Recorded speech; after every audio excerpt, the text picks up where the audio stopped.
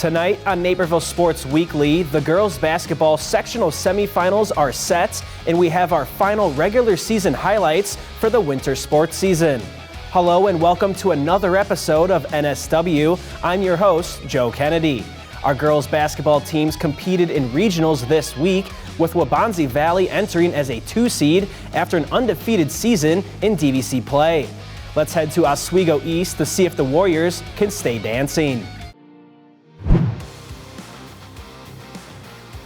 Waubonsie Valley girls basketball continues its historic season at Oswego East. The Warriors face off against Downers Grove South in the regional final as W looks for its third consecutive regional plaque. We start the game tied at 6. The Mustangs work the ball to Megan Ganshaw in the paint, who banks one off of the backboard and in. The Warriors come back down the court as Ariana Garcia bounce passes to Daniela Emporicosa, who scores on the layup, tying the game at 10. Finishing the first quarter for Waubonsie is Maya Cobb as she drives into the paint, putting one up. W up 14-10 after the first quarter.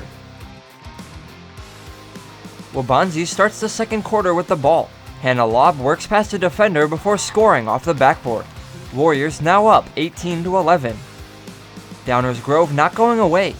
Jakyla Thomas finds Cameron Gillespie in alone for the easy finish. Mustangs trail by 5.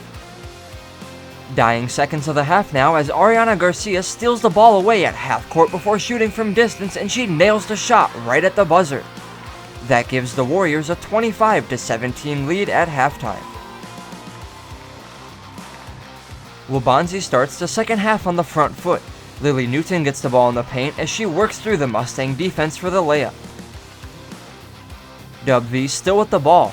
This time it's Daniela Emporicosa from distance knocking down the triple. She then intercepts the pass in the paint, tacking on 2 more points. W up 34-20. The Mustangs finally get some offense going through Jakyla Thomas, who banks one in. South still trailing by 12. Final shot of the quarter comes from Hannah Lobb, who shoots for 3. Waubonsie leads 44-26 going into the final frame. Waubonsie gets the fourth going with a quick restart from Lily Newton to Maya Cobb, extending the Warriors' lead. W not slowing down. Daniela Emporicosa gets the ball out top, firing for 3. Warriors now up by 21. South still trailing as Haven Harden gets the ball in the paint, spinning her defender and scoring on the layup. Finishing the game for the Warriors is Hannah Lobb, who works through the South defense, scoring on the layup. That would be enough to give Waubonsie their third consecutive regional title, taking down Downers Grove South by a score of 58-41. The Warriors move on to the sectional semifinals against Downers Grove North. We're at Plainfield South High School for the IHSA Regional Finals as the 10-seed Naperville North Huskies take on the 1st-seeded Bolingbrook Raiders. The Huskies edged out Plainfield South 52-47 in the semifinals, while the Raiders cruised past Plainfield Central 73-27 in their semifinal. The Huskies are down by 5 early as Natalie Frempong has possession. She dishes it to Ava Podkasik and knocks down the layup, getting the Huskies on the board. Frempong takes on Angelina Smith and she decides to take a shot and drains this tray from deep. North cuts Bolingbrook's lead to 1 as they trail 6-5. Yahari Bueno feeds it to Saya Thomas down the corner. She goes for 3 but misses. However, Trinity Jones is there for the rebound. She misses her first attempt but gets another one and knocks down the layup for 2. The Raiders lead 20-8 after 1. The Raiders' offense continues to roll as Bueno feeds it to Trinity Jones and splash. She gets the 3 ball to go. Bolingbrook leads 25-8 early in the second. Bueno leads the offense once again as she gets stopped by 2 Husky defenders. She feeds the ball to Ariel Jackson and buries the triple to extend the Raiders' lead. The Huskies are trying to get their offense back on track. Frempong shoots for 3 but comes up short. Podkasik gets the rebound and knocks down the layup for 2. The Huskies trail 36-15 as we go into halftime. The Raiders keep their offense on fire in the third quarter. Bueno dishes it to Saya Thomas, who hits the layup and extends Bolingbrook's lead 38-15. In the next play, Smith dishes it to Jones as she attacks the basket. She dishes it back to Smith and she hits the triple for the Raiders to go up 47-18. Frempong tries to get something going for the Huskies. She feeds it to Kendall Johnson as she tries to pass it, but it gets deflected and finds its way to Podkasik. She knocks down the floater for North as they trail 52-20 after 3. The Huskies try to finish strong in the fourth quarter. Sam Kelly finds Johnson open and she buries the triple. The Huskies gave it everything they got in this one, but in the end the Bolingbrook Raiders offense was rolling and cruised to a 60-31 win over Naperville North to win the regional championship. The Raiders will play Bennett Academy in the sectional semifinals. Neuqua Valley and Bennett Academy girls basketball meet for their second matchup this season, this time with the regional championship on the line. The Wildcats are the hosts, but the away team on the scoreboard as the 5 seed, while Bennett holds the 4 seed. In addition to the last-minute loss in December, Neuqua is hoping to avenge last season's defeat to the Red Wings in the sectional semifinals. Senior Kylie Norkus picks up where she left off following a 29-point night in the semifinals as she uses the crossover to free herself for the layup. Still in the opening quarter when Norkus drives and finds the freshman Quinn Siegel under the hoop for the basket and the foul. The Wildcats take an 8-4 lead. Neuqua still leading by 3 when Siegel gets her hand in the passing lane as Norkus fires ahead to Caitlin Washington, who glides to the rim for a pair. The Wildcats lead 13-12 after the first quarter. Bennett sophomore Emma Briggs makes her presence felt throughout the game. She drives and stops for the jumper to give the Red Wings their first lead at 14-13. Later in the second quarter, Nalia Clifford drives to the paint and scoops in a layup with the right hand to put Neuqua back in front by 1, 17-16. Both teams doing a nice job getting to the rim as Amelia Solarski drives and gets the layup to fall as the teams trade buckets in the opening half. Another freshman playing beyond her years this winter is Bennett guard Ava Mersinger. She gets the steal and tracks down the ball before dropping in the beautiful reverse layup as Bennett leads 22-19. The Red Wings head to halftime in front.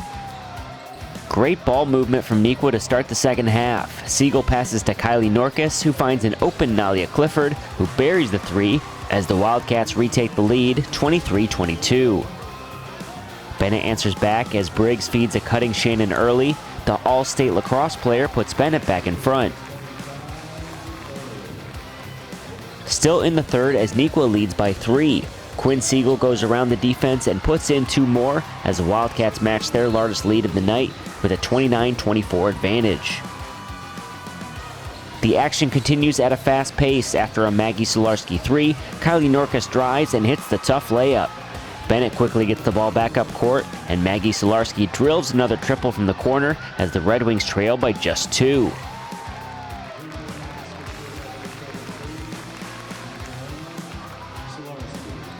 Final minutes of the quarter when Bennett Jr. Aria Maza gets the pass and makes a cutting layup to make it 34-32 in favor of Neuqua Valley when the quarter comes to a close.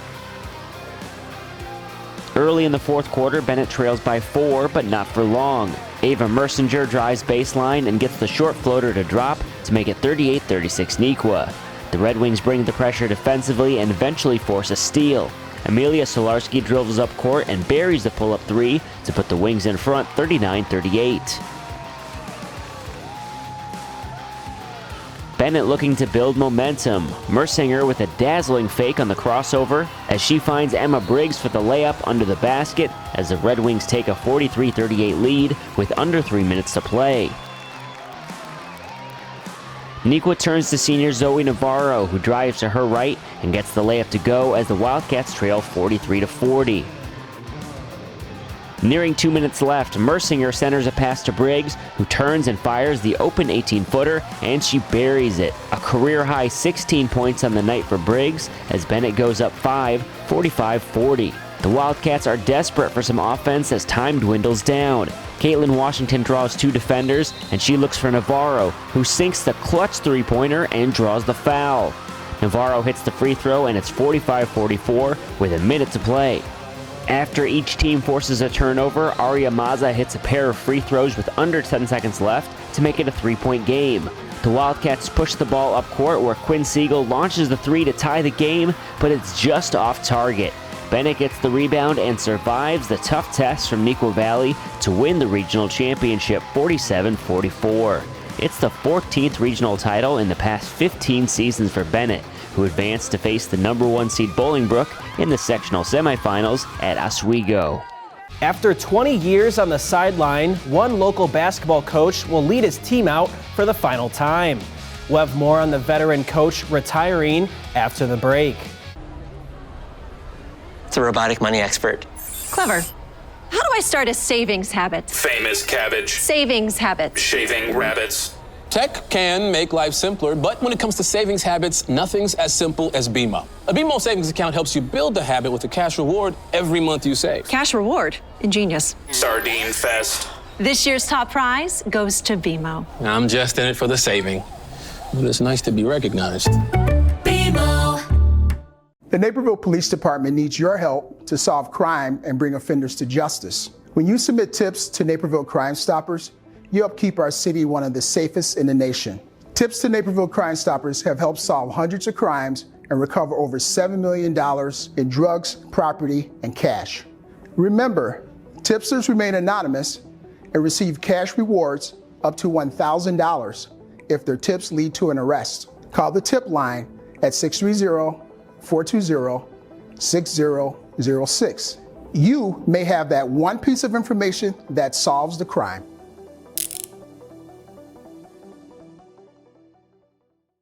Pete Kramer has served as the head coach for Naperville Central boys basketball since 2003. After already coaching in his final home game, only a handful of contests remain. We'll have more on Kramer's coaching career for our latest feature story here on NSW.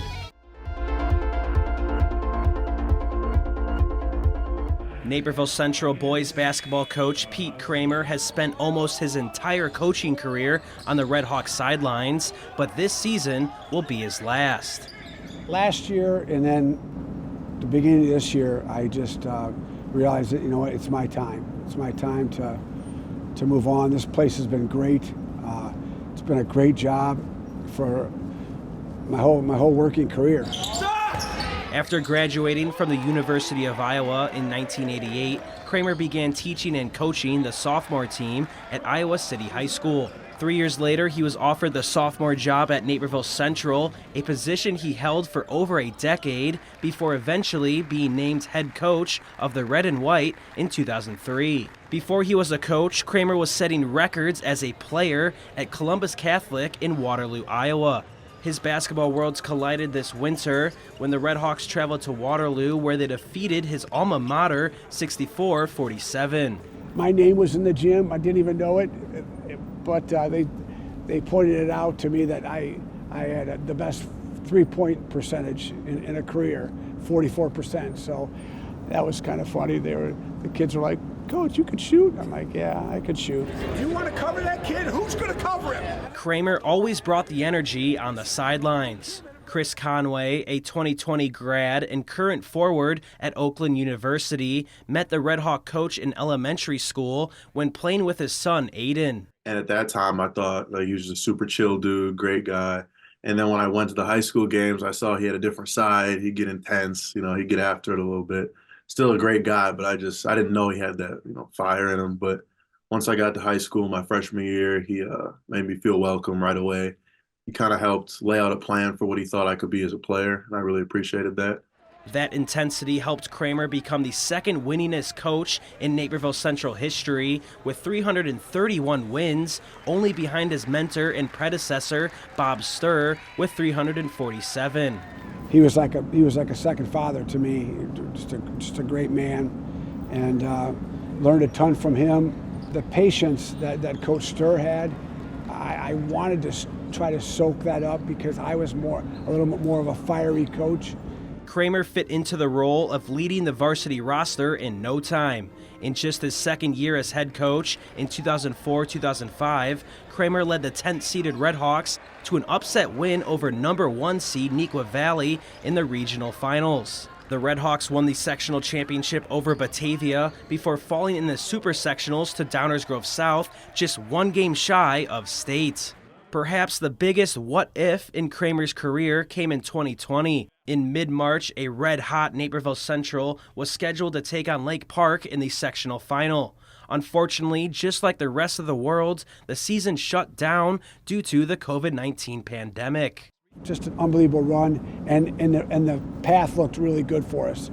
I still, you as a coach, you only get maybe 3 chances, and that was probably my 3rd chance to maybe get down there, and I thought we were going to do it. While Kramer coached a lot of talented basketball players, his teams also featured outstanding athletes who became well known in other sports.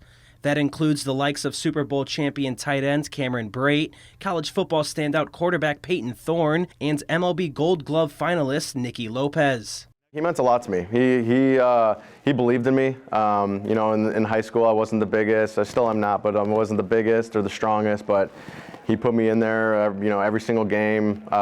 Trusted in my ability, believed in me, and he always saw the good in me, which was great. Family was a major theme for Kramer as he coached 15 sets of brothers, including 2 of his sons, Aiden and Nick, both of whom could shoot like their father. All of those brothers got to experience the same personality Kramer always had as a coach. A ceremony was held on January 27th before Kramer's final home game, also his last time hyping up the boys in the NCHS locker room.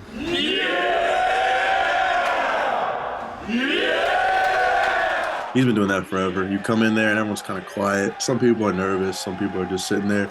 He'll kind of break the ice a little bit. He'll start screaming, hitting the board, clapping, something like that. And we'll all just start laughing and having a good time. So he knows kind of when to, be a little bit goofy or just be locked in. But he knows he has that good balance for sure.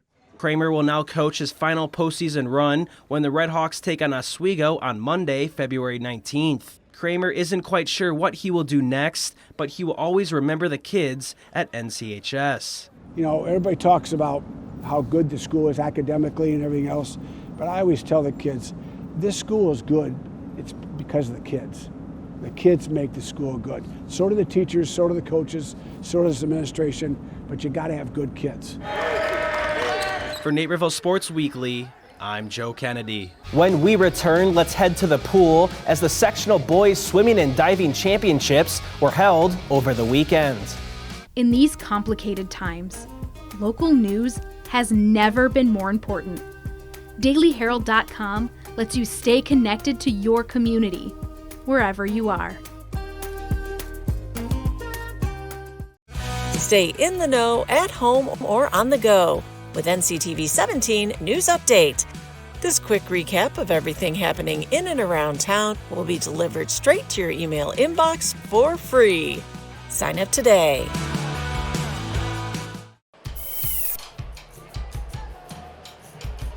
It's postseason time as Waubonsie Valley Boys Swimming looks to win a 2nd consecutive sectional championship.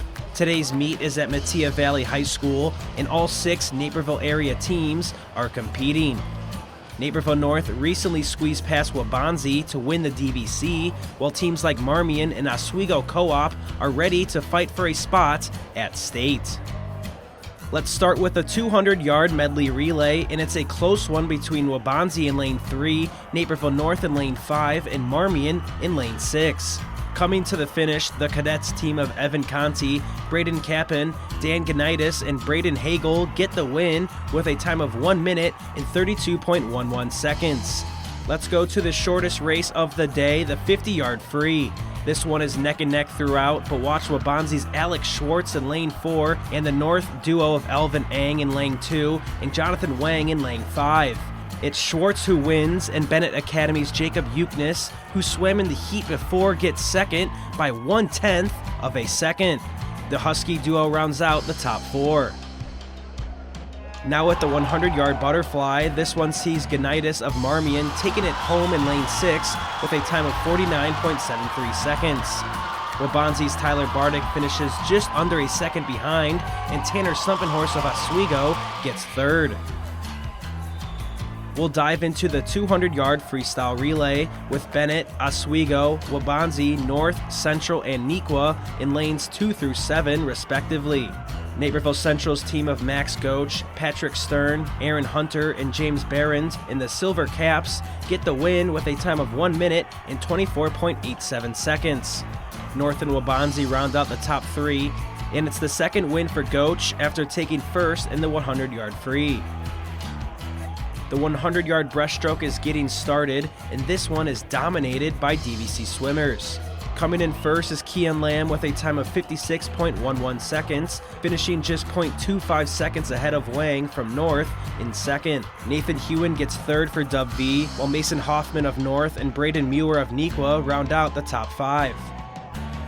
Time for the final race of the day, the 400-yard freestyle relay. It's always an exciting event, especially come postseason time.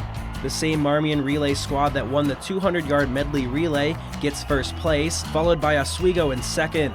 From third to sixth place are Wabanzi, Central, North, and Neuqua, all of whom qualify for state. But Tia's team just misses out. Wabanzi Valley takes home the sectional championship, their second straight after not winning one since 1996. Marmion Academy finishes in second, Oswego Co-op in third, while Central, North, and Neuqua rounds out the top 6. Multiple local swimmers will be competing at next weekend's state championship.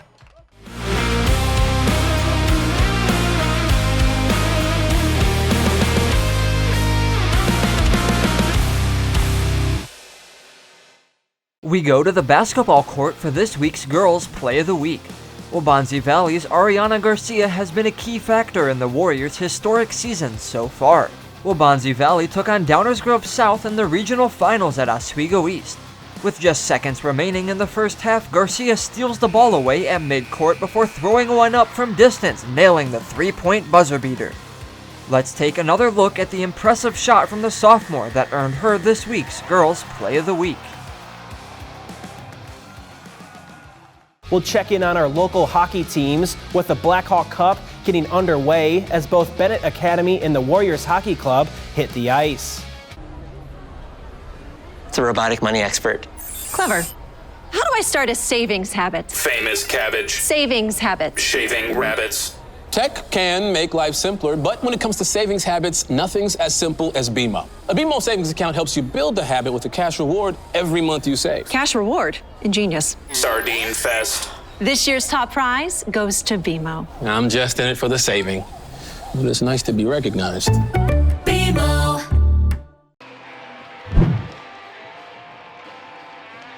The second-seeded Warriors Hockey Club opens up the Blackhawk Cup in the round of 16 at All Seasons Ice Rink against the 18th-seeded District 155 Predators.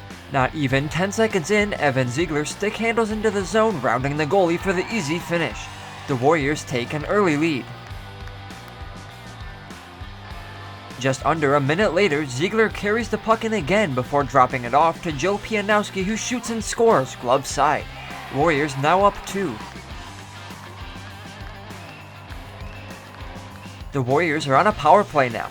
Evan Ziegler gets the puck in his own zone, stick handling past everybody before deking around the goalie, putting the Warriors up by 3. 2 minutes later, it's Ziegler again skating in the zone, breaking a check, going forehand-backhand, scoring a first-period hat trick. Warriors on another power play with 5 minutes left in the first. Ziegler passes cross-ice to Jacob Morgan, who scores on the one-time shot. The Warriors extend their lead to 5. They aren't slowing down either. Finnegan O'Toole drops the puck back to Matt Shield, whose first shot is saved, but he picks up his own rebound, putting the Warriors up by 6. That would be the score going into the second period. The second period is no different for the Warriors. Ethan Newberg plays a give and go with Andrew Morgan as Newberg scores a 7th for the home team. Later on in the second, the Warriors keep the play alive as Elijah Houlihan carries into the slot, sniping one glove side. And that's how we'll end it. The Warriors cruise past District 155 by a score of 8-0. The Warriors advance to the quarterfinals of the Blackhawk Cup. Yeah, I mean, we knew we had to come out to play. It's one and done in state. This is what we've been working for this entire year, and our first game we kind of had to get the nerves out and just come out hard, and we scored 6 in the first. That was huge. So. Oh yeah, I mean, it's huge. Every game from here is a must-win. So just kind of going out there, just taking care of business is what we hope to continue to do the rest of the state playoffs. Bennett Academy Hockey opens the Blackhawk Cup state tournament at home against the 18th seeded Highland Park Giants. Starting the game with Highland Park on a power play. The Giants work the puck to Eli Meek, who has a shot from the point that's easily saved by Joel Cohen. Highland Park is still in the O-zone. David Borges picks up a loose puck firing on net, but flashing the leather is Cohen making the save. 2 minutes left in the first, and the Giants are on another power play. Dylan Lansky carries into the left-hand circle, passing backdoor to Ben Lichtenfeld, who slots in the opening goal. Highland Park takes a 1-0 lead going into the second. The Giants open the second period strong as they force not one but 2 big saves out of Joel Cohen, but the Red Wing goalie keeps it a 1-goal game. 5 minutes into the second, Alex Karras has a slap shot from the point that is saved, but there to tuck away the rebound is Carson Stone, who ties this game up at 1.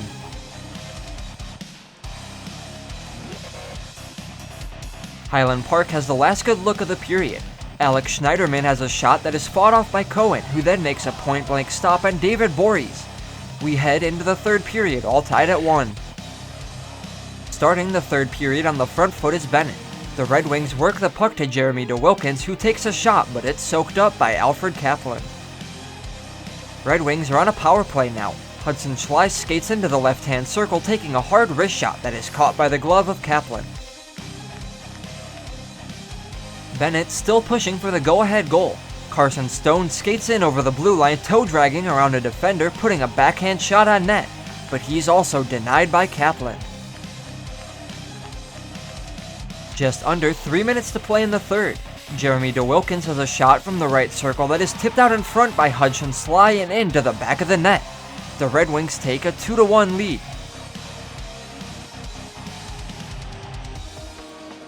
"17 seconds later, Schley finds a breaking Jeremy DeWilkins, who's in on the breakaway, putting this game to bed.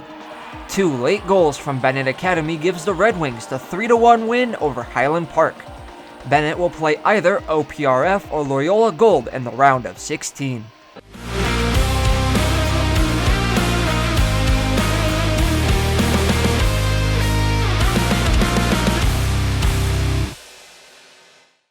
Evan Ziegler of the Warriors Hockey Club is this week's Boys Play of the Week.